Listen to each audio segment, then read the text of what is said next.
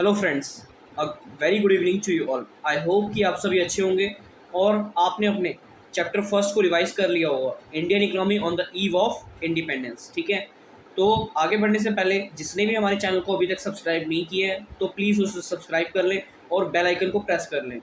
इससे हमारे को मोटिवेशन मिलता है, तो हमारे को मोटिवेट करें ताकि मैं आपके लिए और अच्छी अच्छी वीडियोस ला पाऊँ। ठीक है, इतनी मेहनत लगती है, पूरा दिन इसी में जाता है। सबसे पहले साइंस की वीडियोस लाना, आपका बिजनेस का कोर्स, पीपीटी बनाना, एडिट, थंबनेल, सारी चीज़ें मैं ही कर रहा हूँ। जैसे कि आपको पता होगा कि हमने अभी नया चैनल स्टार्ट किया है, तो मैं ही हूँ, हमारे पास कोई टीम तो है नहीं। तो हमारे को सपोर्ट करिए ताकि मैं आपके लिए पूरा पूरा टाइम काम कर पाऊँ।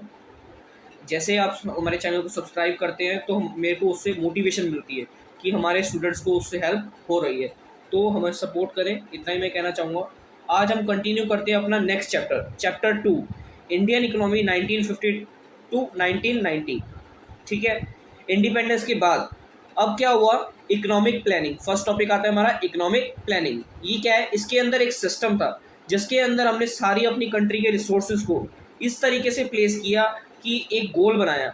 स्पेसिफिक टाइम पीरियड के अंदर हमारे को एक गोल अचीव करना है कि जो इंडिपेंडेंस के बाद हमारी कंट्री की सिचुएशन ऐसी है, हमें उसको क्या करना है, इम्प्रूव करना है। तो उसके लिए हमने क्या की, economic planning. After independence planning commission does economic planning. अब क्या करा, जो हमारी प्लानिंग कमीशन थी, ठीक है, वो क्या करती थी, प्लान देखने का काम करती थी, तो उसी ने प्लानिंग की इंडिपेंडेंस के बाद। सेकेंड आता है हमारा इकोनॉमिक सिस्टम। अब तीन तरीके के हमारे पास सिस्टम थे, ठीक है, तीन तरीके की हमारी इकोनॉमी थी। फर्स्ट बात करते हैं हम कैपिटलिस्ट इकोनॉमी। इसमें क्या होता है, production ownership, controlling and operation in hand of private sector. इसमें मेन रोल किसका होता है, प्राइवेट सेक्टर। ठीक है, कौन इसको देखता है, प्राइवेट सेक्टर। अब इसकी मेरिट्स की बात करते हैं। कैपिटलिस्ट इकोनॉमी का मतलब सारी चीज़ें किसके हाथ में होती हैं, प्राइवेट सेक्टर के हाथ में। समझ आ गया होगा। मेरिट्स के बारे में बात करते हैं। First, profit maximise.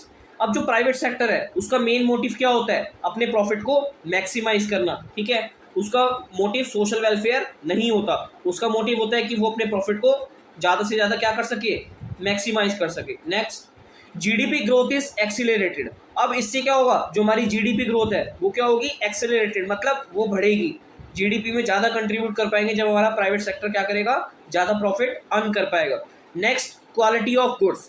ये कैपिटलिस्ट इकोनॉमी का मेन मोटिव होता है कि क्या प्रोवाइड करना, क्वालिटी ऑफ गुड्स, लेकिन प्रॉफिट मैक्सिमाइजेशन गोल के साथ। नेक्स्ट, अब बात करते हैं demerits. Serve to rich, mainly ये किस सेक्शन ऑफ पीपल के लिए होते हैं, रिच पीपल के लिए। पुअर पीपल इसमें इंक्लूड नहीं होते। Next, higher prices. अब क्वालिटी ऑफ प्रोडक्ट्स जो होते हैं ये क्या होते हैं, हाई कॉस्ट। इनकी क्या होती है, हाई कॉस्ट। तो ज़्यादा दामों पर इसको कौन खरीद पाता है, खाली रिच पीपल। पुअर पीपल इसको अफोर्ड नहीं कर पाते। Next point, no social welfare. जैसे कि मैंने आपको अभी बताया कि इनका काम सोशल वेलफेयर करना नहीं होता, इनका मेन मोटिव होता है प्रॉफिट को मैक्सिमाइज करना। अब planning commission 1950 was replaced by NITI Aayog in January 2015 for PS of GDP growth. अब जो हमारी जीडीपी थी उसका ग्रोथ रेट क्या हो रहा था, कम हो रहा था। तो प्लानिंग कमीशन कब था, 1950, उसको रिप्लेस कर दिया गया किससे, नीति आयोग से। कब, जनवरी 2015। इसको याद रखिएगा, जो हमारा प्लानिंग कमीशन था 1950, उसे रिप्लेस कर दिया गया किसके साथ, नीति आयोग, जनवरी 2015। किसके लिए, ताकि हमारी जीडीपी ग्रोथ क्या हो सके और बढ़ सके। सेकंड, अब बात करते हैं हमारी सोशलिस्ट इकोनॉमी। क्या, सोशलिस्ट इकोनॉमी। इसमें क्या होता है, production ownership, controlling and operation in hand of public sector. इसमें सबसे मेन रोल कौन प्ले करता है, पब्लिक सेक्टर। सारे रिसोर्सेज, सारी ओनरशिप किसके हाथ में होती है, पब्लिक सेक्टर। अब बात करते हैं इसकी कुछ मेरिट्स की। फर्स्ट पॉइंट आता है सोशल वेलफेयर। जैसे कि नाम से आपको पता चल रहा होगा, पब्लिक सेक्टर, तो गवर्नमेंट का मेन मोटिव क्या होता है, सोशल वेलफेयर, लोगों की भलाई के लिए काम करना। इनका मेन मोटिव प्रॉफिट मैक्सिमाइजेशन नहीं होता। Second, equality. पुअर और रिच को क्या करना, इक्वली डिस्ट्रीब्यूशन करना। जो रिच है उन पे टैक्स लगा के पुअर को क्या कर देना, सब्सिडीज देना। जो सब्सिडीज हैं वो पुअर के लिए होनी चाहिए, ना कि रिच के लिए। ठीक है, तो इनका मेन मोटिव क्या है, इक्वालिटी, सबको इक्वल रखना। Next point, focus on poors. Public sector mainly poors पर फोकस करता है, उनको सब्सिडी देता है, ठीक है, और कम रेट पर क्वालिटी ऑफ गुड्स को प्रोवाइड करवाता है। नेक्स्ट, अब बात करते हैं इसकी कुछ डीमेरिट्स की। Decrease in profit public sector क्या करता है, सोशल वेलफेयर के लिए काम करता है, तो इसके अंदर इसको प्रॉफिट नहीं हो पाता, तो कभी कभार क्या होता है, इसको प्रॉफिट डिक्रीज भी हो जाता है, इसको इतनी कॉस्ट भी नहीं मिल पाती जितनी कॉस्ट इन्होंने लगाई है। नेक्स्ट, डेट ट्रैप, ये ट्रॉप लिखा है, इसको आप सही कर लीजिएगा, क्या है ये, ट्रैप, TRAP, मतलब अब क्या होता है, पब्लिक सेक्टर जब हमारे को सब्सिडीज प्रोवाइड करता है पुअर पीपल को, ठीक है, लो कॉस्ट प्रोडक्ट प्रोवाइड करता है, तो क्या होता है ये डेट ट्रैप। डेट ट्रैप का मतलब कर्ज के जाल में फंस जाता है, मतलब इसको इसके पास प्रॉफिट इतना नहीं आ पाता, अपनी जेब से ये देता रहता है हमारे को। नेक्स्ट तरीके की हमारी इकोनॉमी आती है मिक्स्ड इकोनॉमी। इसमें क्या होता है, production ownership controlling and operation is shared by public and private sector. इसमें दोनों सेक्टर का रोल होता है, प्राइवेट सेक्टर का भी और पब्लिक सेक्टर का भी, ठीक है। अब इसकी बात करते हैं कुछ मेरिट्स की। प्रॉफिट विद सोशल वेलफेयर, इसमें सही होता है, जो हमारी गवर्नमेंट है वो कैसी है, जो हमारी इकोनॉमी है वो कैसी है, मिक्स्ड इकोनॉमी। अब इसमें क्या होता है, profit with social welfare, private sector का मेन मोटिव प्रॉफिट को मैक्सिमाइज करना, जो पब्लिक सेक्टर है उसका मेन मोटिव सोशल वेलफेयर करना, तो दोनों के मोटिव क्या हो जाते हैं, पूरे हो जाते हैं, और हमारे को रिवेन्यू भी मिलता रहता है ताकि हम पुअर पीपल की क्या कर सके, हेल्प कर सके। डीमेरिट्स की बात करते हैं, करप्शन, इसमें क्या होता है, करप्शन ज़्यादा होता है। अब जितने भी प्राइवेट सेक्टर वाले हैं वो क्या करते हैं, बीच में कमीशन वगैरह चार्ज कर लेते हैं, जिससे क्या होता है, हमारे पास रिवेन्यू कम आ पाता है, और बीच में ही सारी कमीशन वगैरह सारी उसको ले लेते हैं वो लोग, तो इससे क्या होता है, हमारे इकोनॉमी में क्या होता है, करप्शन, जो गरीब लोग हैं उन तक सामान नहीं पहुंच पाता, ठीक है। अब गोल्स ऑफ 5 ईयर प्लान, हमने क्या करा, 5 ईयर प्लान बनाए। शॉर्ट टर्म गोल क्या थे, प्लान स्पेसिफिक, वो प्लान के हिसाब से काम करते थे, ठीक है। जैसे हमने गोल बना दिया कि जैसे मैं 12th क्लास में इतने नंबर लाने हैं, तो ये क्या मेरा एक शॉर्ट टर्म गोल। अब मुझे अपनी लाइफ में क्या करना है, ये क्या है मेरा एक लॉन्ग टर्म गोल। इसी तरीके से शॉर्ट टर्म गोल क्या था, प्लान स्पेसिफिक, प्लान के अकॉर्डिंग काम करना, हमारा ये गोल कंप्लीट हो गया। अब बात करते हैं हम long term goal. Long term goal में 5 ईयर प्लान क्या करेंगे, 5 ईयर प्लान बनाए गए। सबसे पहला आता है ग्रोथ, ठीक है, कि हमारी जो इंडिपेंडेंस के बाद हमारी ग्रोथ रेट क्या हो गया था, कम हो गया था, उसको बढ़ाया जाए। सेकंड, मॉडर्नाइजेशन, उसके बाद self reliance, then equity, then employment. इन सब के अभी आपने नाम जान लिए, अब इनको पढ़ेंगे हम डीप में। सबसे पहला आता है हमारे पास ग्रोथ। ग्रोथ का मतलब क्या, कि हमारी प्रोडक्शन कैपेसिटी, जितनी भी हमारी कंट्री में गुड्स एंड सर्विसेज प्रोड्यूस किए जा रहे हैं उसको क्या करना, इंक्रीज करना, ताकि हमारी कंट्री में ग्रोथ हो पाए और कोई भी पुअर पीपल स्टारवेशन से ना मर पाए। नेक्स्ट, मॉडर्नाइजेशन, अब नई नई टेक्नोलॉजीज का यूज़ किया जा रहा है, हमारे सोशल आउटलुक में चेंज आ रहा है, हमारे को सारी फैसिलिटीज़ प्रोवाइड की जा रही हैं, इंटरनेट का यूज़ क्या हो रहा है, बढ़ रहा है, जिससे लोगों के काम क्या हो गए हैं, आसान हो गए हैं। तो ये सारी क्या है, मॉडर्नाइजेशन। पहले फार्मर्स क्या करते थे, ट्रेडिशनल मेथड्स का यूज़ करते थे, आज वो मॉडर्न मेथड, मशीन्स का यूज़ कर रहे हैं, ठीक है, इक्विपमेंट्स का यूज़ कर रहे हैं, तो ये सब क्या है, मॉडर्नाइजेशन। नेक्स्ट आता है सेल्फ रिलायंस, क्या करना, फॉरेन डिपेंडेंस को छोड़कर क्या करना, सेल्फ रिलायंस। सेल्फ रिलायंस का मतलब आत्मनिर्भर, इंटरडिपेंडेंट, अपना प्रोडक्शन खुद करना, अपनी कंट्री में से सारे प्रोडक्शन को इस तरीके से करना ताकि सभी पीपल की कंजप्शन क्या हो पाए, पूरी हो पाए। नेक्स्ट आता है इक्विटी, हर एक इंडिविजुअल कंट्री के हर एक इंडिविजुअल को इक्वल प्रोडक्शन मिल पाए, ठीक है, इक्वालिटी हो, रिच और पुअर को उसमें कोई डिस्क्रिमिनेशन ना हो, सब क्या हो, लॉ की, कानून की नज़र में क्या हो, इक्वल हो, सबके साथ इक्वली बिहेवियर किया जाए। समझ आ गया होगा, ये थे हमारे 4 प्लान्स, ठीक है। अब एक और इसमें मैंने लिखा नहीं है, एम्प्लॉयमेंट। एम्प्लॉयमेंट का मतलब क्या है, कि लोगों को और एम्प्लॉयमेंट अपॉर्चुनिटीज़ प्रोवाइड करना ताकि उनका जो लिविंग स्टैंडर्ड है वो क्या हो सके, इम्प्रूव हो सके, और वो क्या करें, क्वालिटी ऑफ प्रोडक्ट्स को परचेज कर सके। ये हमने बात की बेसिक, ठीक है। अब सेकंड बात करते हैं हम एग्रीकल्चर। अब इंडिपेंडेंस के बाद 1950 से 1990 में, ठीक है, हमारी एग्रीकल्चर की क्या दशा थी, अब उसके बारे में पढ़ते हैं कि हमने उसको कैसे इम्प्रूव किया। It refer to those activity which are related to cultivation of land.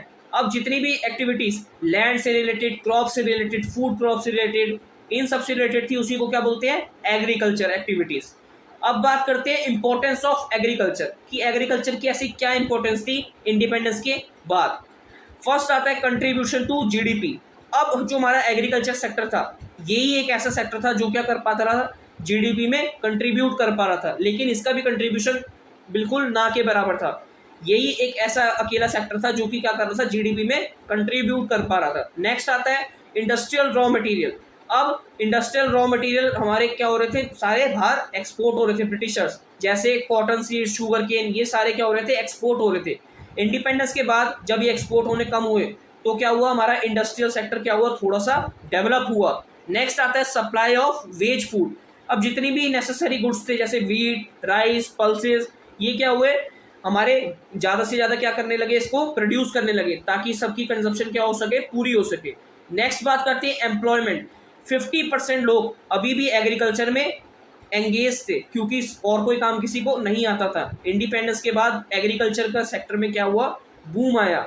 यही सबसे मेन सोर्स ऑफ एम्प्लॉयमेंट था जिसकी वजह से लोग अपनी अर्निंग को, लाइवलीहुड को रन कर पा रहे थे। नेक्स्ट आता है कंट्रीब्यूशन टू ट्रेड। अब ट्रेड में वो थोड़ा थोड़ा कंट्रीब्यूशन अपना देने लगे, जैसे टी, जूट, टोबैको, ये सारे। Next contribution to domestic trade. अब डोमेस्टिक ट्रेड में मतलब अपनी इंडिया के अंदर वो क्या करने लगे, कंट्रीब्यूट करने लगे। जब हमारी कंजप्शन पूरी हो गई तो वो क्या करना चालू करा, उन्होंने थोड़ा थोड़ा एक्सपोर्ट भी करना चालू करा। Next wealth of the nation. Main component कहाँ क्या था, एग्रीकल्चर। उसी से हमारी वेल्थ क्या हो रही थी, इंप्रूव हो रही थी, वहीं से सारा काम हो रहा था। Problem of Indian agriculture. अब इंडियन एग्रीकल्चर में क्या क्या ऐसी दिक्कतें थी जिसका हमारे को सामना करना पड़ा इंडिपेंडेंस के बाद। फर्स्ट पॉइंट आता है लैक ऑफ इरिगेशन फैसिलिटीज। अब इरिगेशन फैसिलिटी नहीं थी, लोगों को ये नहीं पता था कि उनकी क्रॉप्स को पानी मिल पाएगा या फिर नहीं मिल पाएगा। No permanent method of irrigation. Irrigation का ऐसा कोई परमानेंट मेथड नहीं था। Small and scattered holding. अब जितनी भी लैंड थी उसको क्या कर दिया गया, छोटे छोटे पार्ट्स में डिवाइड कर दिया गया, जिससे कि फार्मर्स को दिक्कत हो रही थी और उनकी क्रॉप सही से नहीं ग्रो कर पा रही थी। Next lack of finance. अब रॉ मटेरियल के उनके पास फाइनेंस नहीं था, ना ही उनको कहीं से लोन मिल पा रहा था, जिसकी वजह से वो अपनी क्रॉप्स को ग्रो नहीं कर पा रहे थे। नेक्स्ट आता है लैक ऑफ मार्केटिंग सिस्टम। अब जो फार्मर्स थे उनको पता चला कि हमारी क्रॉप्स को कैसे लोकल ट्रेडर्स तक बेचना है, लेकिन उनको पता तो चल गया, लेकिन कोई भी लोकल ट्रेडर्स उनसे सही कॉस्ट पे क्रॉप्स को नहीं खरीद रहा था, जिससे क्या हो रहा था, फार्मर्स को लॉस हो रहा था। नेक्स्ट आता है कन्वेंशनल आउटलुक। अब लोग सेल्फ कंजप्शन के लिए नहीं बल्कि क्या कर रहे थे, अपनी एक्सपोर्ट करने के लिए क्रॉप्स को उगा रहे थे, लेकिन इंडियन इंडिपेंडेंस के बाद वो सेल्फ कंजप्शन के लिए भी उगा रहे थे, लेकिन उनको इसमें भी प्रॉफिट नहीं हो रहा था, जिससे उनको क्या हो रहा था, लॉस हो रहा था। नेक्स्ट आता है डिसगाइज्ड अनएम्प्लॉयमेंट, मतलब ओवर अनएम्प्लॉयमेंट, ठीक है, हिडन एम्प्लॉयमेंट।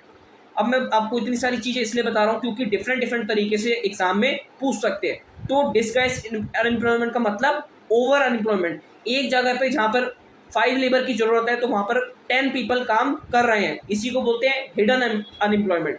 मतलब अगर हम 5 लेबर को अगर हम उसमें से निकाल भी देंगे तो भी हमारे आउटपुट में कोई फर्क नहीं पड़ेगा, इसी को बोलते हैं डिसगाइज्ड अनएम्प्लॉयमेंट। नेक्स्ट आता है डिपेंडेंस ऑन रेनफॉल। बारिश पर हमारे को डिपेंड होना पड़ता था ताकि हमारी क्रॉप्स को क्या मिल सके, पानी मिल सके। नेक्स्ट आता है लैंडलॉर्ड सिस्टम। अब जितने भी जमींदार थे वो हमारे से क्या करते थे, टैक्स कलेक्ट करते थे और हमारे को उसमें से क्रॉप्स में कोई भी प्रॉफिट नहीं हो पाता था। Next reforms in India. अब कुछ बदलाव लाए गए इंडिया में इंडिपेंडेंस के बाद। सबसे पहला आता है टेक्निकल रिफॉर्म्स। अब कुछ टेक्निकल रिफॉर्म्स लाए गए जिसमें क्या करा, यूज ऑफ HYV सीड्स। अब HYV सीड्स का यूज करने लगे, मतलब केमिकल फर्टिलाइजर्स का यूज करने लगे, ऐसे सीड्स का जिसमें क्या होती है, जल्दी प्रोडक्शन होता है और ज़्यादा प्रोडक्शन होता है, ऐसे सीड्स का हम क्या करने लगे, यूज करने लगे। Second point chemical fertiliser. अब फर्टिलाइजर्स का यूज करने लगे ताकि हमारी क्रॉप के न्यूट्रिशन क्या हो सके, अच्छा उसको न्यूट्रिशन मिल सके और उसकी प्रोडक्शन में क्या हो, इंक्रीज हो, जल्दी उसकी प्रोडक्शन हो। नेक्स्ट आता है मैकेनाइज्ड मीन्स ऑफ कल्टीवेशन। अब नए नए ऐसे इक्विपमेंट्स, मशीन्स का यूज करने लगे ताकि क्या हो सके, हमारी प्रोडक्शन इंक्रीज हो सके। Next scientific form of management practices. क्या करने लगे हम, सॉइल रोटेशन फर्टिलाइजर्स को यूज करने लगे। मतलब एक टाइम पे हम सॉइल में जो भी क्रॉप ग्रो करते थे उसको एक टाइम के बाद क्या कर देते थे, रोटेट, मतलब चेंज कर देते थे। सीजन हम क्या कर देते थे, क्रॉप को चेंज कर देते थे, इसी को बोलते हैं क्या, क्रॉप रोटेशन। अब लास्ट पॉइंट आता है हमारा cheap credit by cooperative societies for buying machines. अब उनको चीप क्रेडिट देने लगे कोऑपरेटिव सोसाइटी, जितनी भी आपस में कमिटीज बना दी जाती थी, आपस में ग्रुप ऑफ पीपल क्या करते थे, चीप क्रेडिट दे देते थे फार्मर्स को, ताकि वो क्या कर सके, मशीन्स को बाय कर सके। नेक्स्ट जो हमारा रिफॉर्म आया था वो क्या है, लैंड रिफॉर्म। क्या था, लैंड रिफॉर्म। लैंड रिफॉर्म में क्या था, एबोलिशन ऑफ इंटरमीडिएट। अब क्या कर रहे थे, वो जो जितने भी इंटरमीडिएट्स थे, फार्मर जिनके पास भी क्या थी, ज़्यादा लैंड थी, उनको उनसे लैंड को लेकर, और जितने भी लैंडलेस पीपल थे उनको क्या कर रहे थे, लैंड दे रहे थे। रेगुलेशन ऑफ लैंड, जितने भी लैंड ओनर्स थे उनको क्या कर रहे थे, फिक्स्ड 1/3 ऑफ क्रॉप। सपोज हमने 3 लाख की खेती की तो 1 लाख ही वो लैंडलॉर्ड अपने पास रख सकता है, ठीक है, 2 लाख तो फार्मर को देना ही पड़ेगा। इसका मतलब उन्होंने फिक्स्ड एक रेंट अप्लाई कर दिया था। नेक्स्ट आता है कंसोलिडेटिंग होल्डिंग। अब क्या कर रहे थे, जितने भी फार्मर्स हैं, जिसके पास भी ज़्यादा लैंड है, उनसे कलेक्ट करके क्या कर रहे थे, एक सही जगह पे जो लैंडलेस लेबर थे उनको क्या कर रहे थे, लैंड को दे रहे थे। Ceiling of land holdings. अब क्या कर रहे थे, जितनी भी एक लैंड, जिस फार्मर्स के पास भी ज़्यादा लैंड थी उसको क्या कर रहे थे, एक लिमिट लगा रहे थे कि आपको इतनी लैंड रखनी है, बाकी सारी लैंड किसको दे दी हमने, लैंडलेस फार्मर्स को, ठीक है। कंसोलिडेटिंग होल्डिंग में मैंने आपको थोड़ा सा गलत बता दी। इसमें क्या है, जो फार्मर्स थे, फार्मर्स के लिए क्या किया गया, जितनी भी सबके पास लैंड्स है उन सबकी लैंड्स को क्या कर दिया गया, आपस में कलेक्ट कर दिया गया, एक ही जगह पे उनको लैंड दे दी, सारे रॉ मटेरियल्स वगैरह सब चीज़ ऐड करके। इससे क्या हुआ, फार्मर्स को क्या हो गया, बेनिफिट हो गया। नेक्स्ट आता है कोऑपरेटिव फार्मिंग। अब लोगों के ग्रुप बना दिए गए, ठीक है, कि आप सारे मिल के क्रॉपिंग करो, तो आपस में वो क्या कर लेते थे, अपनी क्रॉप को शेयर कर लेते थे। समझ आ गया। नेक्स्ट अब बात करते हैं general reforms. Expansion of irrigation facility. जितनी भी हमारी इरिगेशन फैसिलिटी, पानी की व्यवस्था थी, उसको क्या करा, एक्सपेंड करा। अब पानी की समस्या कम होने लगी, हमारे को रेनफॉल पे डिपेंड नहीं होना पड़ा। नेक्स्ट आता है प्रोविजन ऑफ क्रेडिट। उनको लो कॉस्ट पे क्रेडिट प्रोवाइड किया गया ताकि वो नई नई मशीन्स क्या कर सके, परचेज कर सके। Next regulated market. मार्केट में भी क्या कर दिया गया, कॉस्ट को कम कर दिया गया ताकि वो अपनी क्रॉप को क्या कर सके, हाई कॉस्ट पे सेल कर सके। Next price support policy, MSR। अब क्या करते थे, अगर वो क्रॉप्स ज़्यादा उगा लेते थे तो उनको बोला गया कि आप टेंशन मत लो, हम आपकी क्रॉप को खरीदेंगे। जितना भी हमारा जो ज़्यादा क्रॉप होती थी वो कौन खरीद लेता था, FCI मतलब फूड कॉरपोरेशन ऑफ इंडिया। वो क्या कहती थी, आप क्रॉप्स को उगाओ, हम आपकी क्रॉप्स को खरीद लेंगे। Next marketable surplus.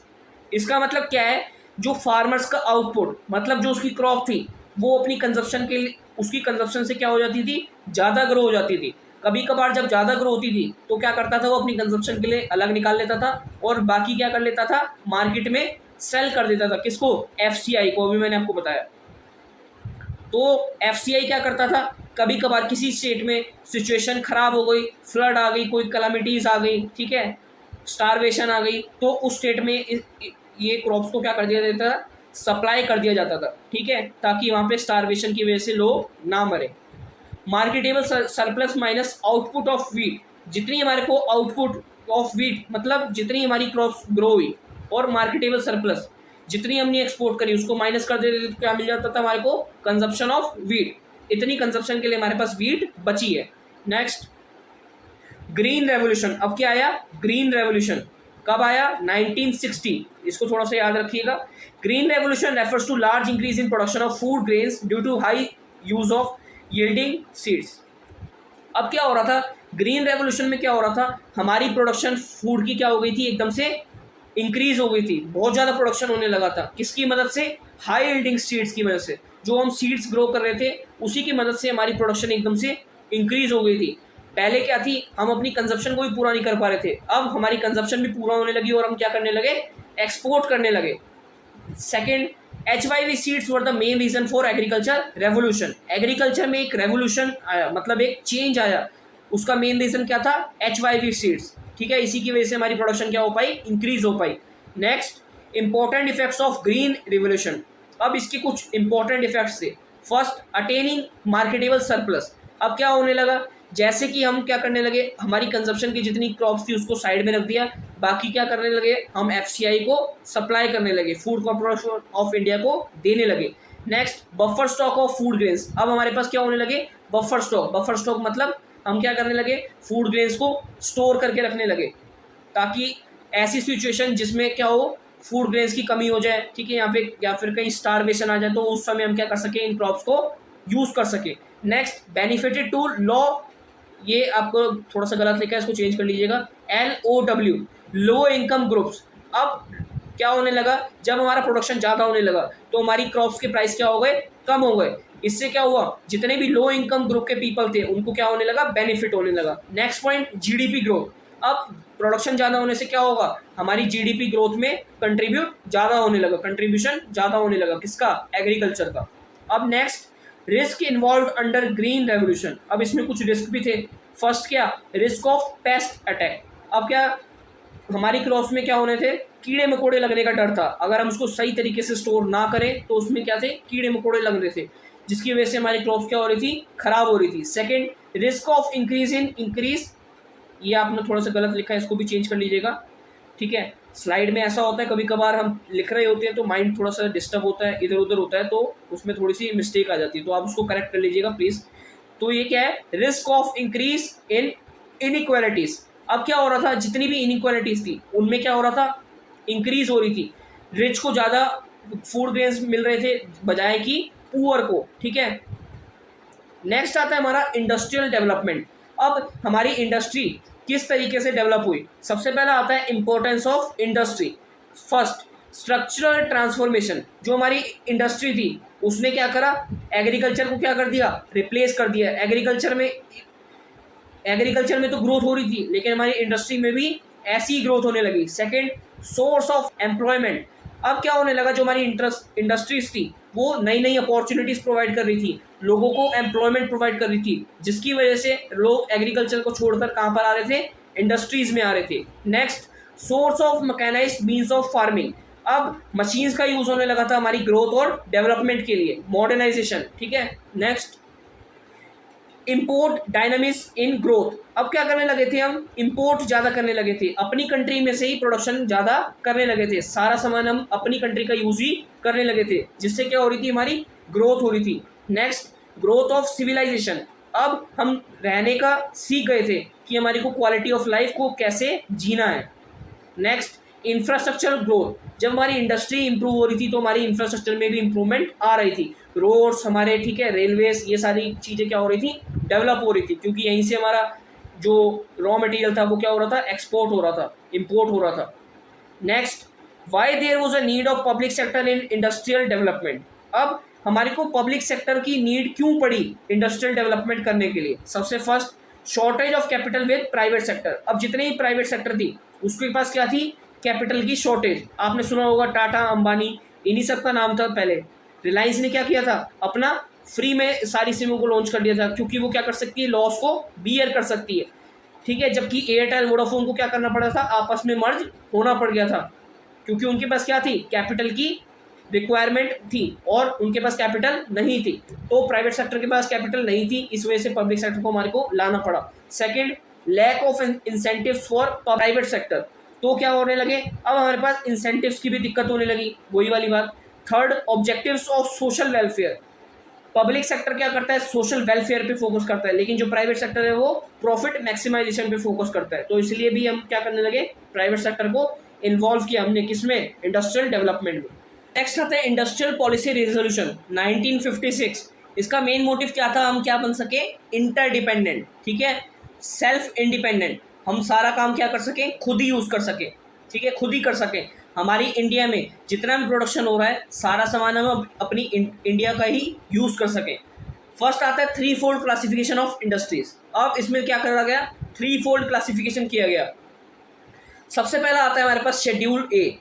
जितनी भी सारी इंडस्ट्री थी उसको किसने ओन कर लिया, स्टेट ने, ठीक है। शेड्यूल बी, इसमें क्या थी, 12 इंडस्ट्रीज जो क्या कर रही थी, सारी स्टेट ओन थी, ठीक है, इसको भी किसने ले लिया, स्टेट ने, स्टेट के अंडर हो गई। Next, schedule C. Schedule C में क्या थी, सारी हमारी कौन सी इंडस्ट्रीज आती है, प्राइवेट सेक्टर इंडस्ट्रीज। सेकंड, अब क्या थी, इंडस्ट्रियल लाइसेंसिंग, मतलब written permission from government to an individual unit to manufacture goods. क्या किया गया, एक रिटन परमिशन दे दी गई गवर्नमेंट के थ्रू, किसको, इंडस्ट्रियल यूनिट को, ताकि वो क्या कर सके, अपनी गुड्स को मैन्युफैक्चर कर सके। First point, setting up new industries. अब क्या करने लगे, वो नई नई इंडस्ट्रीज को क्या करने लगे, सेटअप करने लगे, ताकि क्या हो सके, हमारा प्रोडक्शन इंक्रीज हो पाए और हमारी इंडस्ट्रियल डेवलपमेंट हो पाए। Second, expansion of existing one. जितनी भी सारी पुरानी इंडस्ट्रीज थी उसको क्या कर रहे हैं, एक्सपेंड किया गया, ठीक है, बढ़ाया गया, उसमें नई नई मशीन्स, लेबर्स ऐड करी गई ताकि हमारा प्रोडक्शन क्या हो सके, इंक्रीज हो सके।